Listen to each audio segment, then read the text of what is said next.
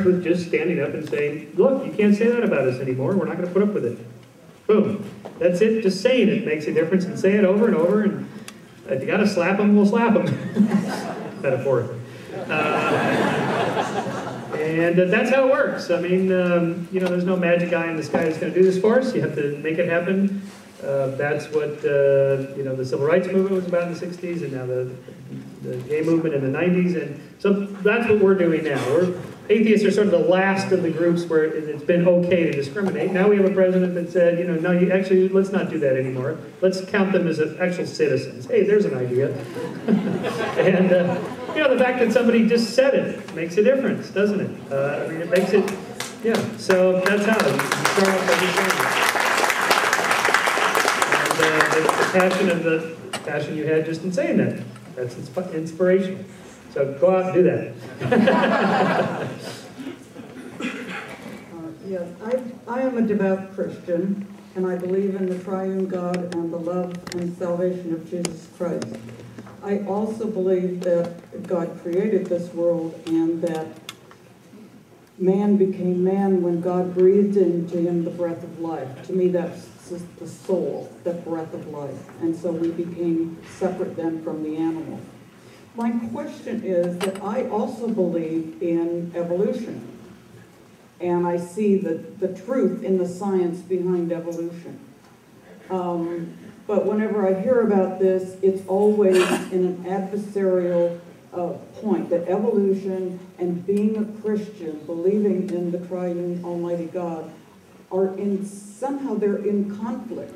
But I don't feel that conflict within me. I've never had anybody explain to me how they cannot coexist in one person. Oh, okay.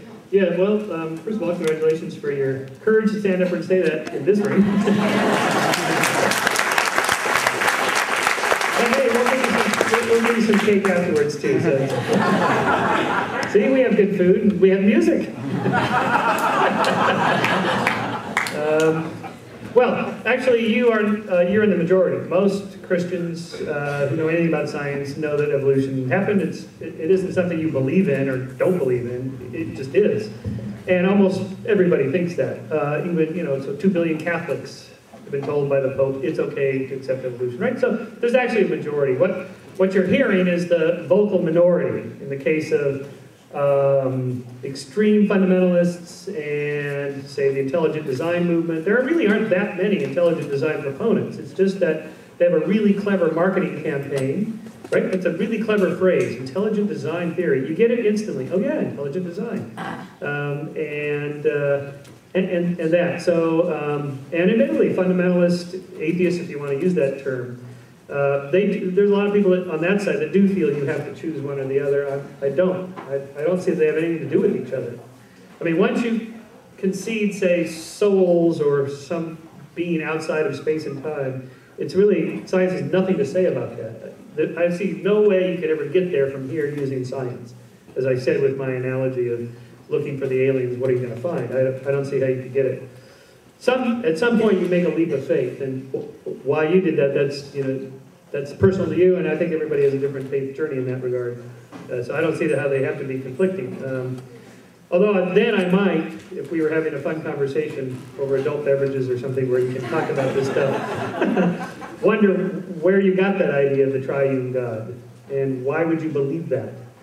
As opposed to other things that you might reject or accept based on evidence. Say, you accept global warming or you don't. Well, why? Well, I've studied this, or I don't know, I listen to talk radio or whatever. And, you know, like, why not treat that like any other belief and then analyze it and so on? And there I probably would be skeptical and maybe push you on a few of those things. I mean, why can't bonobos and chimps have a soul? I mean, they're so nice. And, gosh.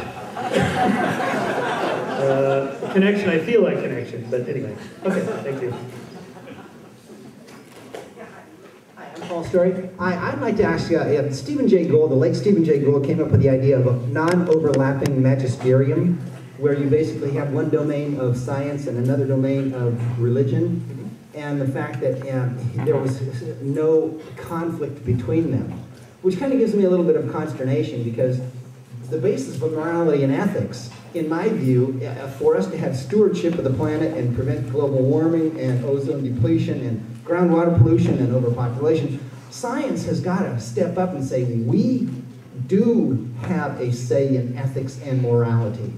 Perhaps a more valid say than the religious and theological traditions. So I was wondering, I this whole question is somewhat overlapping to your last answer. Yeah, it is. I've essentially been arguing something like Gould's position, although I don't think he carried it out all that far. And I think by the time he made the argument, nobody stood up to challenge it. Phil Dawkins did in God Delusion, and then Steve was already dead, so hey. I mean, how can we have a debate? Well, it depends on the specific claim. I mean, religion is such a big social entity. What part of religion are you overlapping or not overlapping with science? Again, back to my original comment, that if you're saying, well, religion has something to say about, the physical structure of atoms or something, well, no, actually it doesn't. There's no overlap there at all. It has nothing interesting to say for us, although it used to.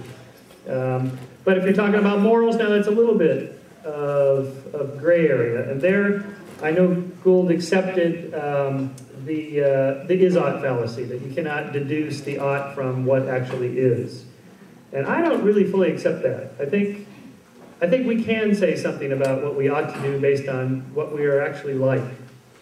So for example, we appear to be a primate species that practices serial monogamy with a lot of sort of in-between cheating going on there. And so it's one of these kind of fuzzy gray areas where I think it does help to know what you're actually like.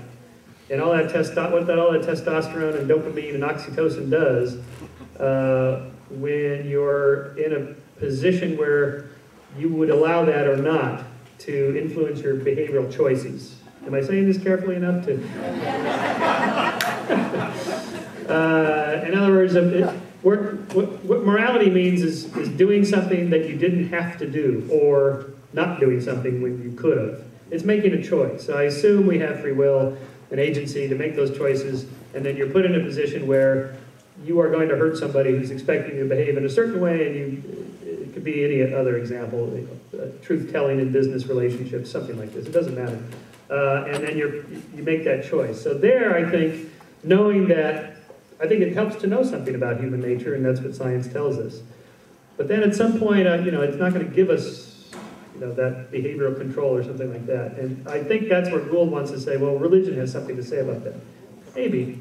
I will grant religion this. It had a 4,000-year head start on science and secular philosophy. So they actually figured out a lot of things. I mean, if you read a lot of what biblical and other religious traditions say about what you should and shouldn't do, well, most of it actually makes a lot of good sense. A lot of it's kind of goofy now in modern age, but there's still, central principles of truth-telling and fidelity and things like that that are obviously true.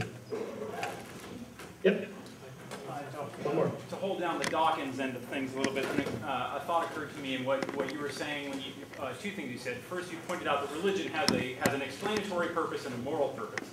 And secondly, you said, well, suppose that it turns out to be true, the intelligent design claim, and we find that life was seeded here by some designer, so what? Right? In other words, the intelligent design theory doesn't answer the design question. Well, it occurred to me that it also doesn't answer the moral question.